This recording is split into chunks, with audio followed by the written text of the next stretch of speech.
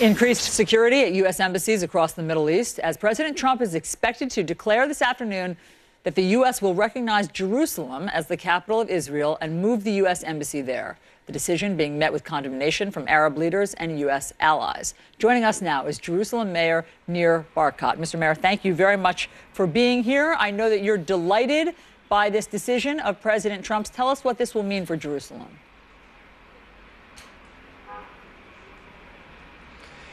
Well, Jerusalem is the capital of the Jewish people and of Israel 3,000 years. Behind me, in the ancient city of Jerusalem, where kings and prophets walked 3,000 years ago, everywhere you put a shovel in the ground, you find Jewish roots.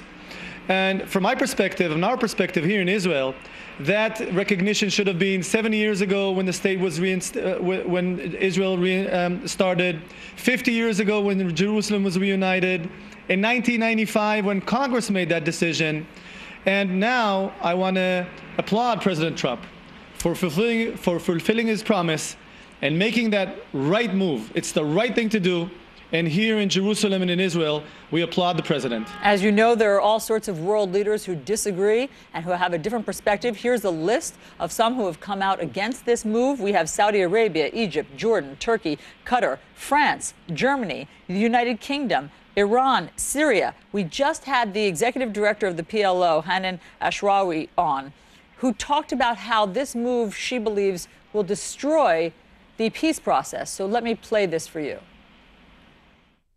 This isn't going to change the legal status of Jerusalem, by the way. This will only undermine American standing, interests, and security throughout the world.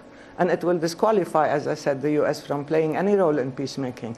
This is serious and irresponsible. She says it's serious, irresponsible. It doesn't change the legal status of Jerusalem. What's your response?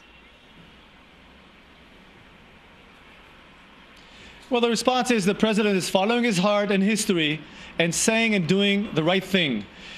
There's no peace agreement without Jerusalem being the capital of the Jewish people in the state of Israel. So from our perspective, it's a very, very simple decision to make. And whoever thinks there could be peace without recognizing Jerusalem as the capital of the Jewish people does not understand our region. That clarity that the president brought to the process will only promote peace. It will not defer peace. And anybody trying to make points or, God forbid, try to deter us by violence will not succeed. We will not be deterred by violence. We will continue our path and do the right thing. And again, thank God the Americans and the President of the United States made that decision. Do you worry about violence? Do you think that this will cause violence?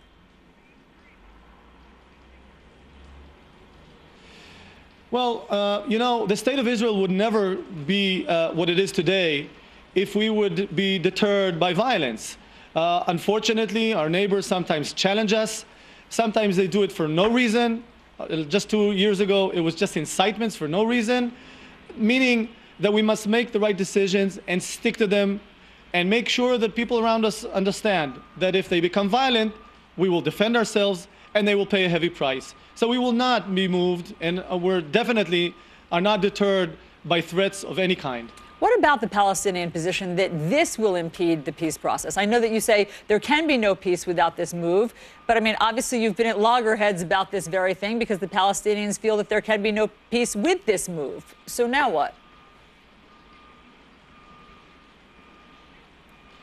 Well, Jerusalem is the capital of Israel and the Jewish people is a condition that if not met, there will never be any peace.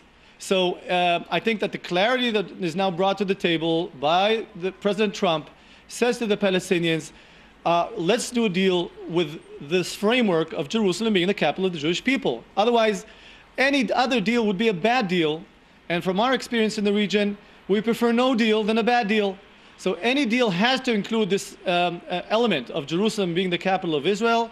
Therefore, what we are saying to our Palestinian friends, and there's no doubt in my mind, that Prime Minister Netanyahu will navigate through this process in a smart way with the help of the President of the United States. I trust them. They will know how to navigate the negotiations with the Palestinians. Mayor of Jerusalem, Nir Barkat, we appreciate you coming on with your perspective. We'll see what unfolds over the next days and weeks. Thank you. And CNN Newsroom with Poppy Harlow will pick up